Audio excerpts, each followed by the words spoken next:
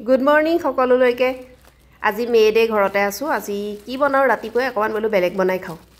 বৰা চাউলৰ পেকেট এটা আনি থৈ দিয়া আছিল জানেনে বনাই খাবলৈ সময় নহয় আজি ভাবিলোঁ হেতুকে বনাওঁ আধা ঘণ্টা মানৰ আগতে মই চাউলকিটা অকমান পানীত ভিজাই ৰাখিলোঁ এনেকৈ ইমানকিটা লৈছোঁ চাউল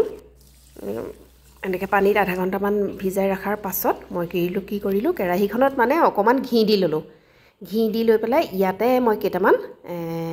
ইলাচি অকমান আগটো ভাঙি পেলাই এনেকৈ দি দিছোঁ অকমান ফালি তাতে চাউলকিটা দি দিলোঁ ভিজাই ৰখা চাউলকিটা দি পেলাই এইকিটা অকমান ভালকৈ লৰালোঁ এনেকৈ লৰাই পেলাই পানী দিছোঁ পানী মানে একদম বেছি দিব নালাগে জাস্ট চাউলকিটা অকমান এনেকৈ পানীত ডুব গলেই হ'ল পানীত ডুব যোৱাৰ পাছত ইমানে পানী দিব লাগে বেছি পানী দিলে কিন্তু বস্তুটো একেবাৰে কিবা কোমল বেয়া হৈ যাব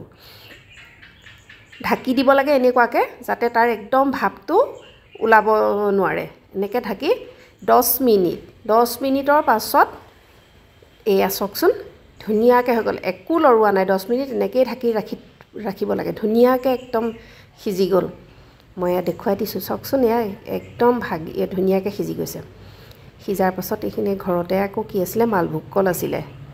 মালভোগ কলৰ লগত এনেকৈ বৰা চাউলৰ এইটো বাটিটো মানে কি আৰু অকমান সজাই লৈছোঁ আৰু এইকিটা মালভোগ কল ঘৰৰে দুটা এনেকৈ কল দি ললোঁ অকমান গুড় তাৰ পাছত গাখীৰ লিকুইড গাখীৰ আছিলে গাখীৰ দি পেলাই এনেকৈ এবাৰ এনেকৈ খাইও ভাল লাগে নহয় নে